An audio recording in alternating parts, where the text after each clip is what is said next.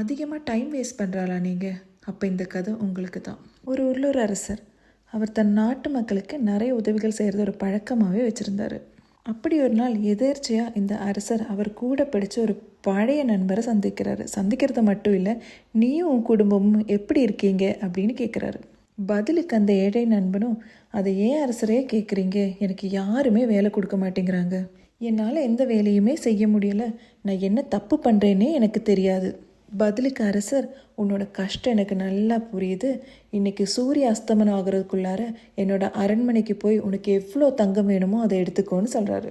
இதை கேட்ட அந்த ஏழை நண்பனும் இந்த சந்தோஷமான விஷயத்த தன் மனைவி கிட்ட சொல்கிறதுக்கு ஓடி போகிறாரு. இதை கேட்ட அவரோட மனைவி, இப்போ உடனே போய் எடுத்துகிட்டு வாங்கன்னு ரொம்ப சந்தோஷமாக சொல்கிறாங்க. இதை கேட்ட அவரும், இப்போ எனக்கு ரொம்ப பசிக்குது, முதல்ல நீ டிஃபன் ரெடி பண்ணு, நான் சாப்பிட்டுட்டு போகிறேன்னு சொல்கிறாரு. கொஞ்சம் நேரம் கழித்து நிறையா சாப்பிட்டதுக்கப்புறம் இவருக்கு தூக்கமும் வருது. சரி, இனிதான் டைம் நிறையா இருக்கேன்னு சொல்லி தூங்கவும் செய்கிறாரு.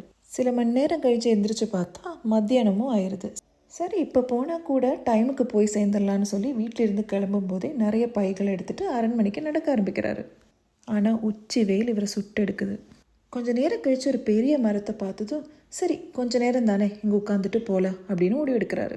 ஆனால் ரொம்ப தூரம் நடந்த களைப்பில் மறுபடியும் நல்லா தூங்கிடுறாரு. எழுந்து பார்த்தா சூரியன் கொஞ்சம் கொஞ்சமாக அஸ்தமனம் ஆகுது. இதை பார்த்ததும் தலை தெறிக்க அரண்மனைக்கு ஓடி போகிறாரு. ஆனால் சூரியனும் மறையுது, அரண்மனையோட கதவுகளும் இழுத்து மூடப்படுது. இப்போ அரண்மனை வாசல்லையே கதறி அழ ஆரம்பிக்கிறாரு.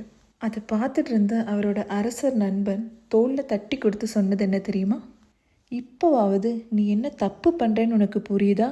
நம்ம வாழ்க்கையில் நேரத்துக்கு மதிப்பு கொடுத்தாலே நம்ம எதை வேணால் சாதிக்க முடியும்.